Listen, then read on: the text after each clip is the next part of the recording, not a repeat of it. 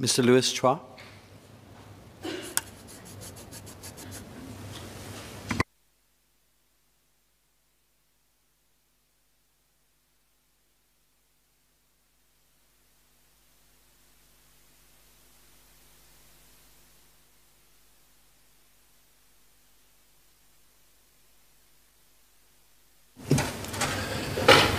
Mr. Deputy Speaker,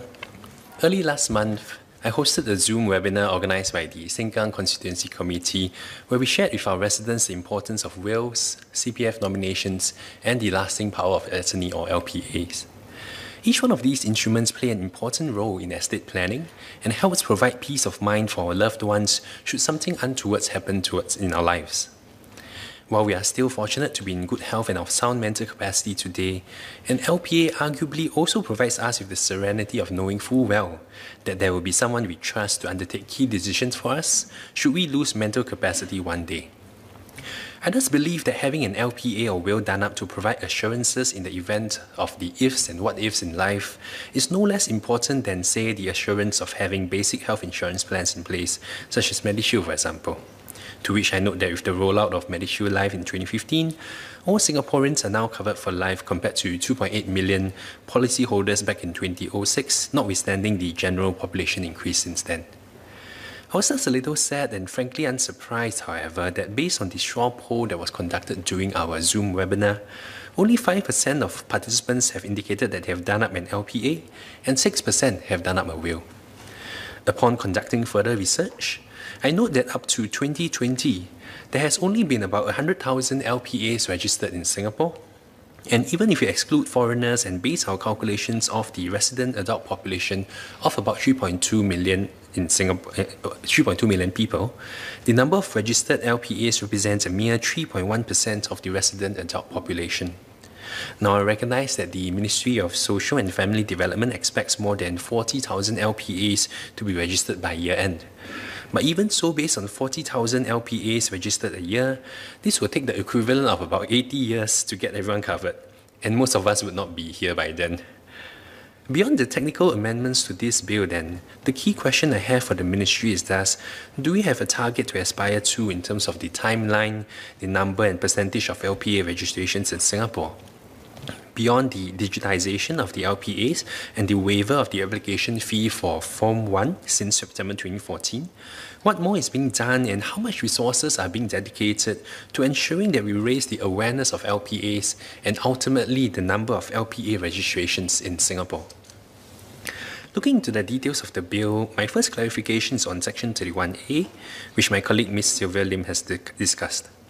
While the new section allows for the public guardian to interview donors if there is reasonable cause to suspect that fraud or undue pressure was used to induce a donor to execute the LPA or to appoint a particular donee, I wonder if a caveat mechanism can be put in place as a preventive measure to protect vulnerable persons and prevent abuse rather than just a risk-based approach of requiring an interview where risks are identified. This could involve, for example, having a next of kin or appointed caregiver submitting a declaration substantiated with medical opinion that a person already lacks mental capacity or have intellectual disabilities, and that any attempts by the person to register for an LPA would raise an immediate red flag. My main concern, however, is that surrounding the transition to a purely electronic transaction system, the Office of the Public Guardian Online Electronic System, OPGO. I consider myself a digital native and appreciate the digitalization of paper-based processes, especially one which would involve the use of snail mail, to be a purely electronic one. But for consequential documents such as the ELD's nomination papers or residential sale and purchase agreements, for example, there is a certain degree of comfort and confidence from the tactile experience of touching and signing a physical contract. The digital divide is thus real and cannot be ignored, as can be seen from recent experiences of residents choosing a physical Trace Together token instead of downloading the Trace Together app, or the Singapore Rediscover vouchers, on which many residents have shared with me feedback on the convoluted digital process of redeeming some of these vouchers. As such, I would like to ask if the Ministry would consider retaining the option for donors to draft their LPA on a hard copy version of Form 1, if it is preferred, rather than only for exceptional circumstances. I note that for CPF nominations, while this can be done online, there remains an option for members to complete a hard copy form to be submitted at the CPF service centres as well. Further, it will also be preferable if multilingual support can be provided on the LPA form itself, while also providing a guide in all 4 official languages to walk donors through the process of registering an LPA. Looking through the guides provided by the OPG in the current website, I note that the LPA brochure, guides for caregivers, donees, deputies are all available in Chinese, Malay and Tamil as well. But arguably the most important guide of all, the guide to the LPA, is only available in English on the website. I recognize that the Ministry will be assisting those less comfortable with digital services by leveraging on community touchpoints such as the Citizen Connect Centres and the Integrated Public Service Centre at our Tampines Hub. Yet even at the CCCs, my understanding is that staff will be assisting residents with performing government transactions online. As it is an important document to make, elderly residents may not be comfortable with digital forms, especially one in English, and may not wish to complete the LPA form all at one go. As friendly as the CCC staff may be, elderly residents may also wish to consult their children or other relatives whom they trust to get a second opinion on the LPA, and a physical form would better facilitate this whole process. Further, while I strongly believe that an LPA is important for adults of all ages, close to 80% of LPA donors from 2014 to 2019 are aged 50 and above, while 55% of LPA donors are aged 60 and above. The importance of having hard copies and multilingual support is thus even more important given the demographics of LPA donors today. Another interesting statistic which I observed is that from 2014 to 2019, female LPA donors have consistently outnumbered male LPA donors by a ratio of about 1.4 to 1. I wonder if the Ministry has conducted any study into why this is the case and whether efforts can also be made to encourage more men to make an LPA. Mr. Deputy Speaker, let me end my speech in Mandarin, please. 我相信如果有一天我们因为老化或其他因素而失智，我们会希望由一个自己所信任、可靠而且有能力的人来带我们处理个人福利和产业与财务事务。既然如此，预先制定持久授权书和委任我们所信任的人作为被授权人是极其重要的。修正法案通过后，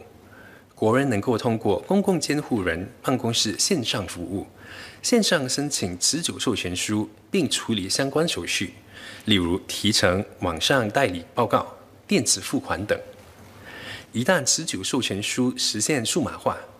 公众注册一份新的授权书，时间将从3个星期缩短至平均8个工作日，这固然是件好事。不过，对于不识字、不懂得电脑程序的年长者，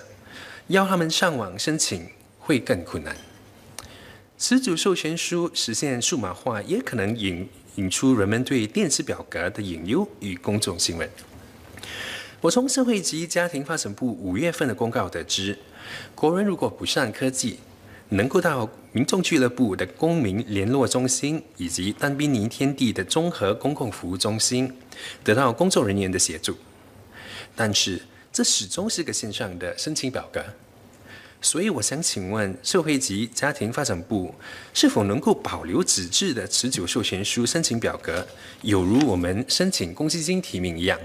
能够通过线上申请，也能够前往公积金服务中心填写表格。尤其是考虑到从2014年到2019年，近80%的授权人年龄在50岁及以上，而55%的授权人年龄在60岁及以上的单额，拥有纸质的持久授权书申请表格和多语言支持的重要性显得更加重要。最后，根据我的研究，本地成年居民目前占320万人口，而成功申请持久授权书的人只占了3.1%。我希望政府可以在这方面多加努力，鼓励更多人申请持久授权书，好让更多国人能有持久授权书的保障。谢谢。